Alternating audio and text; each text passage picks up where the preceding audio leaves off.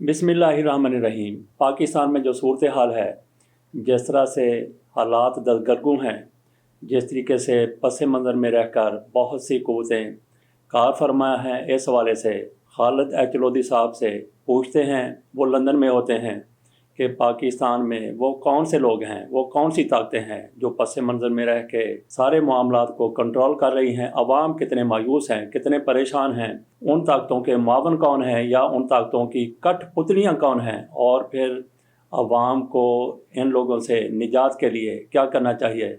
जनाब खालिद एच लोधी साहब।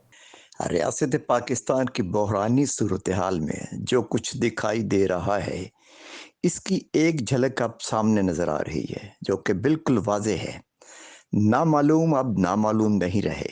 कौम तमाम नामालूम ताकतवरों को जान चुकी है। ये कौन है, हर किसी को मालूम है।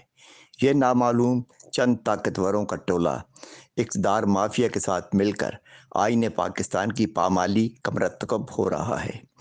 इन नामालूम ताकतवरों के मुस्तफ़ी होने का मुतालबा पूरी कौम करे और इन नामालूम ताकतवरों के ख़िलाफ़ आईने पाकिस्तान की रूह के मुताबिक कौमी मफादात में ख़ुसूसी कमीशन तश्कील देकर कार्रवाई होनी चाहिए। इस कटहरे में जरदारी और शरीफ बराबर के शरीक हों।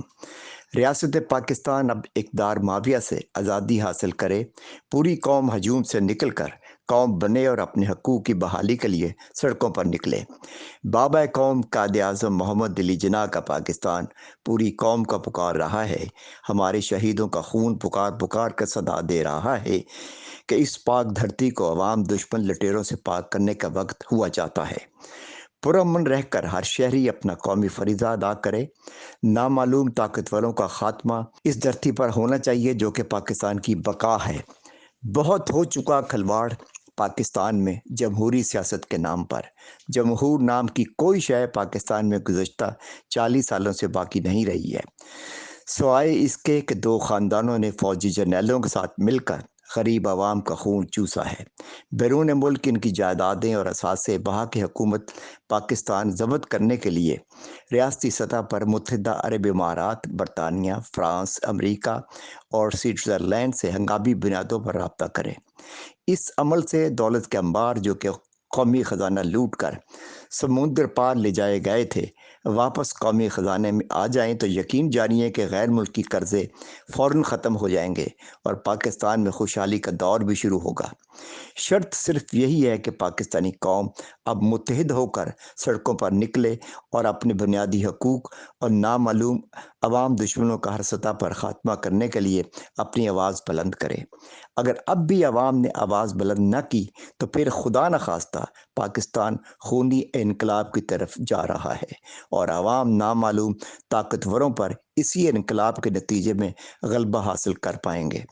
खुदा न खास्ता कि यह सूरत हाल पाकिस्तान में बने, अब भी वक्त है कि कौम बाहर सड़कों पर निकले, अपनी आवाज़ बुलंद करे और अपने हकूक़ के लिए, अपने मुतालबात के लिए हुकूमत पाकिस्तान को मजबूर करे कि पाकिस्तान के अंदर इंसानी हकूक़ और बुनियादी हकूक़ की बहाली का जो अलम है उसे लेकर निकलें और अपने हकूक़ के लिए आवाज़ बार बार बुलंद करें। यही वक्त है। आपने ये सुन लिया खालिद एच लोधी साहब का तजज़िया। उन्होंने किस तरीके से कौम से कहा है कि अगर अवाम ने ऐसी मुश्किलात से निजात हासिल करनी है तो वो फिर अपना किरदार अदा करें।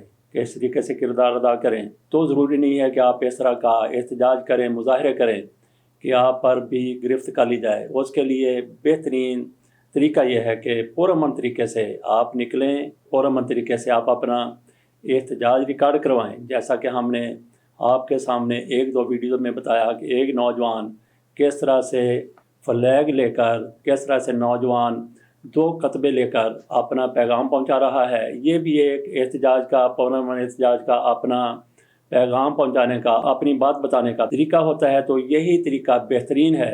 आपकी बात भी जहां तक आप पहुंचाना चाहते हैं वहां तक पहुंच जाएगी और आप किसी भी किस्म की मुश्किलात से महफूज रह सकते हैं। इजाज़त दीजिए, खालिद एच लोधी साहब के पैगाम को एक बार फिर गौर से सुनिए और उस पर अमल कीजिए। अवाम भी और जिन अदारों को, जिन तबकों को, जिन हलकों को खालिद एच लोधी साहब ने मुखातब किया है, वो भी। अल्लाह हाफिज़।